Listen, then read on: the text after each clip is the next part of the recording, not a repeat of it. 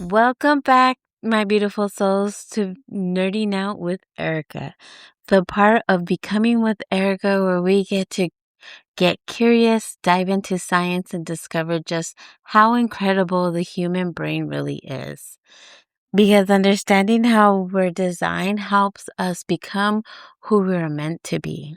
Today, today we're going to nerd out really hard because this is something that, well, if you can't hear it in my voice yet, let me just tell you. We're talking about something you probably heard 1,000 times. Dopamine. Yes, most people call it the happy chemical. But here's the fascinating part. That's actually not what dopamine primarily does. Dopamine isn't the chemical that makes you feel happy. It's the chemical that helps drive motivation, learning, and the pursuit of rewards. Think of dopamine as your brain's motivation system. Imagine your brain saying, hey, that thing over there might help us survive. Let's go get it. Thousands of years ago, dopamine helped motivate humans to search for food, build shelter, find water, protect family. Without that motivation, our ancestors would have had a harder time surviving. Pretty amazing, right? Then versus now. So, what happens today? Our brains are still using the same ancient system, but instead of chasing food, we're chasing notifications, likes, follows, viral videos, text messages, shopping, video games, social media, even checking our phones just one more time. Here's what really is fascinating. It's often the anticipation of a reward, not just the reward itself, that activates dopamine. The brain starts thinking, maybe there's something exciting waiting for me. Maybe someone liked my post. Maybe I got a message. Maybe this next swipe will be interesting. That's why it's so easy to refresh your phone over and over.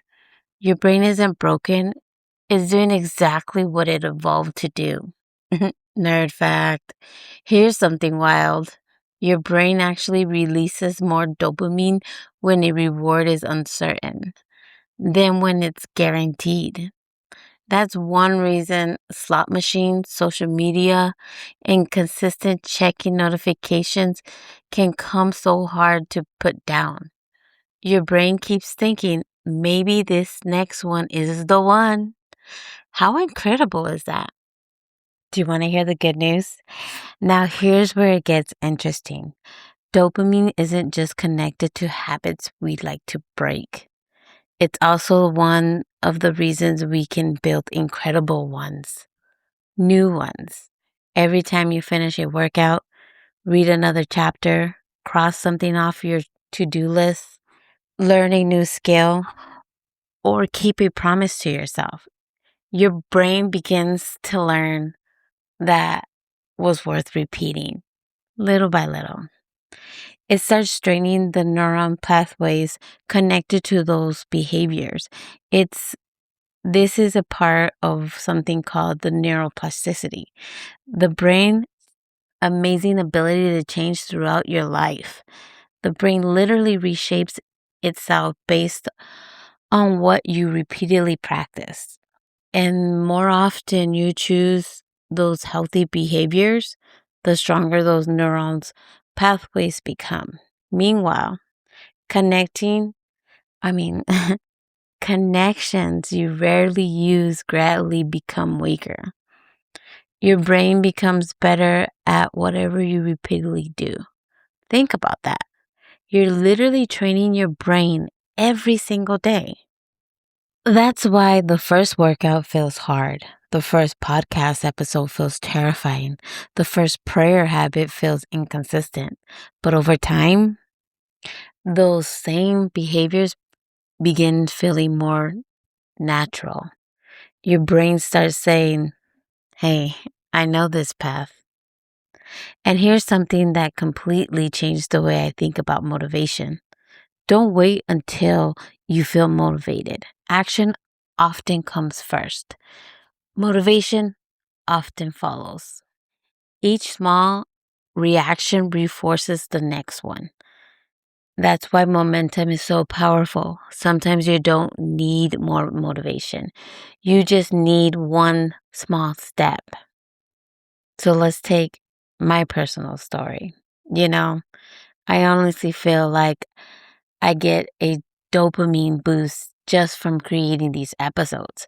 I can still remember recording my very first one. I was terrified. I doubted myself. I wondered if anyone would even listen. But after I finally hit publish, I imagined my brain was saying, that was worth doing. Then something even better happened. You started sending me messages, sharing your stories, telling me an episode helped you. And every one of those messages reminded me why I started this podcast in the first place. Maybe that's one reason it's getting easier and easier to stay committed. Every episode is teaching my brain this is how we do it now. We started as something scary and is now becoming something familiar. And honestly, I think that's a beautiful picture of becoming. One last nerd fact. Here's one more thing before we wrap it up. Dopamine doesn't just help motivate you, it also helps your brain decide. Now, pay attention to this. It strengthens learning by helping reinforce the neural pathway you use over and over again. Through neuroplasticity, your brain strengthens the connections you use most and gradually weakens the ones you don't. In other words, your brain becomes more efficient at whatever you repeatedly practice, whether that's worry or gratitude, scrolling or reading, avoiding or showing up. Even repetition is teaching your brain what matters. How incredible is that? Like, are we all grasping what I'm saying here?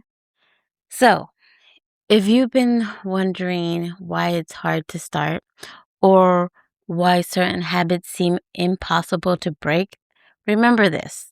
The brain isn't working against you. It's working based on what is practiced the most. And the beautiful thing is the brain can learn new patterns. Every healthy choice, every small step, every time you keep showing up, you're teaching your brain a new way forward. And that's what becoming is all about. Not becoming someone else, becoming the person your brain, your habit, and your heart are learning to grow into. Thank you for nerding out with me today. Until next time, keep growing, keep learning, and keep becoming. Thank you. God bless.